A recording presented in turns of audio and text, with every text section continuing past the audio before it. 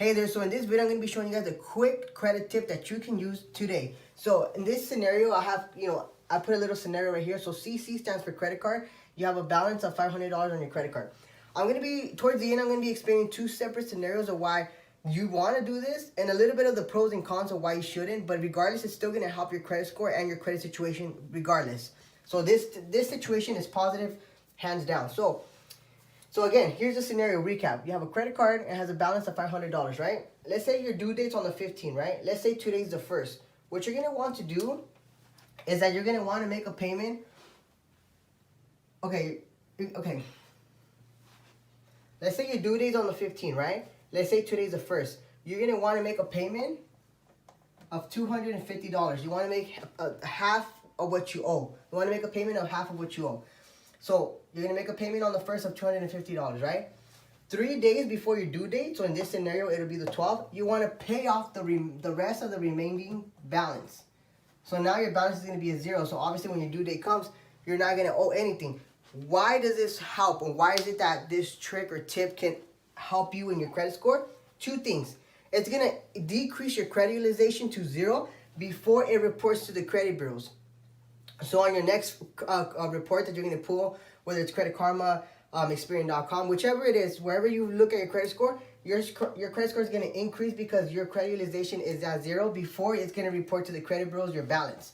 I know that sounds a little bit confusing, but basically, because you left your credit card at 0 and because you made 2 payments, it's going to trick the algorithm and the computer thinking that you made 2 on-time payments and therefore increase your score. And on top of that, because you left your balance at 0, that's going to shoot it up in the FICO algorithm more. One thing, I'm gonna transition to a different scenario, okay? Because I know that many of us don't have the money to pay even half our credit cards in full. I mean, half of our credit card. Even then, pay our credit card in full. So I'm just gonna do another scenario. Let me erase this real quick. So let's say you have a credit card balance. Again, this can be 500, 5,000, 10,000, 3,000, doesn't matter. But right now, you just apply the principles that I'm going to be showing you guys, and it's still going to help you in your scenario.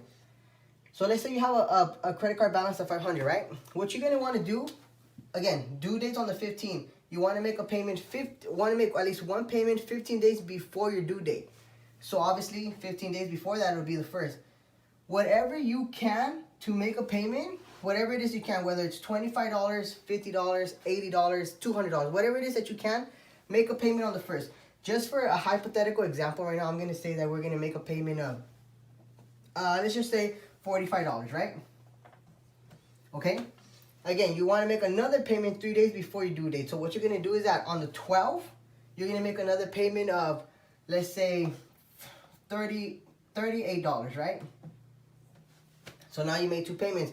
When your due date comes, obviously you don't have to make, again, a positive thing about this is that when the 15th day comes, you don't have to make a payment. But you just trick the system into thinking you made 2 on-time payments. So therefore, when your credit score is going to go up a little bit higher because you're showing not only a good payment repayment patterns, but again, not only did you decrease your credit utilization, but you have tricked the system into thinking you made 2 on-time payments, which again, you guys know the little circle I included right here. Payment history is one of the biggest factors in calculating your credit score. So one little caveat that it just depends how you see it, okay? So let's say if you add this up, let's say if this is 13, 8, okay? 83 minus 500, right? So let's say your balance is $417, right? You still owe a balance regardless, again, because I know that many of us can't afford, we live paycheck to paycheck, and unfortunately, we can't pay our credit cards in full or even half. So your balance is that 417. What's going to happen is that when May comes, because you made 2 on-time payments, it's pretty much going to skip this month. And when your due date comes in the mail, you're not going to have to owe a payment. But again, the little caveat about this scenario is that you're still going to be accruing interest. So again, watch out for that. If you feel like this can give you a little extra breathing space of not making a payment in May, because especially right now with the whole coronavirus situation, if this scenario applies to you, great. But again, just keep it in the back of your mind that you're still going to be accruing interest on the remaining balance of 417. So I hope you guys enjoyed this video, and I hope I was able to give you a better understanding of how you can check the system.